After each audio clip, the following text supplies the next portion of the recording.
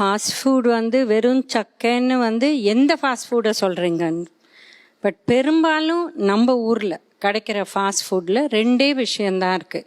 இப்போ 5 வித நியூட்ரியன்ஸ் சொல்கிறோம். அதில் வெறும் கொழுப்பு சத்து மாவு சத்து தான் இருக்குது. அதில் இந்த விட்டமின் மினரல்லாம் ரொம்ப குறைவாக இருக்குது.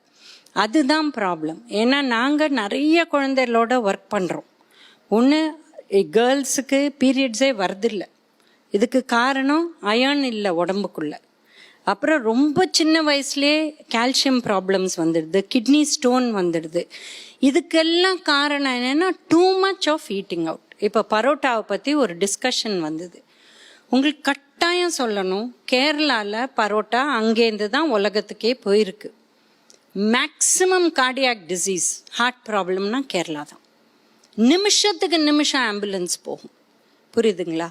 உலகத்திலேயே நம்ம ஃபஸ்ட்டு கார்டியாக் டிசீஸ். அந்த கவலையை வச்சு தான் அவங்க சொல்கிறாங்க. பட் அதுக்குன்னு சாப்பிடவே சாப்பிடாதேன்னு யாருமே சொல்லலை. அளவோடு சாப்பிடுங்க, எப்பாவது சாப்பிடுங்க. இதுதான். இப்போ கான்ஸ்டபிள் கூட சொன்னார், நாங்கள் இருக்கிற இடம், நான் போலீஸோடையும் வேலை பண்ணியிருக்கேன். அவங்களுக்கு அந்தந்த இடத்துல வேன் சாப்பாடு கொடுக்கும்.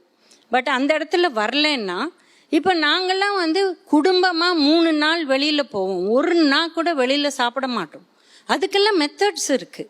நீங்கள் அவல் எடுத்துகிட்டு போகலாம், அந்த தாளிப்பு எடுத்துகிட்டு போகலாம், வெள்ளரிக்காய் எடுத்துகிட்டு போகலாம். நம்மளுக்கு அந்த கொள்கை ஹெல்த்துன்னு வச்சா நிறைய செய்யலாம். காய்கறி ரொம்ப கம்மி ஃபாஸ்ட் ஃபுட்டில், எண்ணெய் ரொம்ப ஜாஸ்தி. அண்ட் அந்த எண்ணெயும் சரியான எண்ணெய் இல்லை. இது நிறைய ரிசர்ச் சொல்லுது, நான் சொல்லலை. அதனால இருதய நோய் ரொம்ப சீக்கிரம் வருது. இப்போ நம்ம ஐசியூவில் போய் தான் பயப்படணுமா? 25 வயசு 30 வயசு முன்ன காலத்தில் ஏதோ சரிக்கலை, எனக்கு மாறு வலிக்கிற மாதிரி இருக்குன்னா, ஒன்றும் இல்லைப்பா, ஜிருக்கு தண்ணியை குடிய சரியாக போயிடும்னு அந்த காலத்தில் சொல்லுவோம். இன்றைக்கி நாங்களே பயப்படுறோம். ஹெல்த் இதா சரி எடுத்துடலாம்ப்பா, ஒரு இசிஜி எப்படியுமே பார்த்துடலாம் அப்படின்னு பயப்படுறோம்.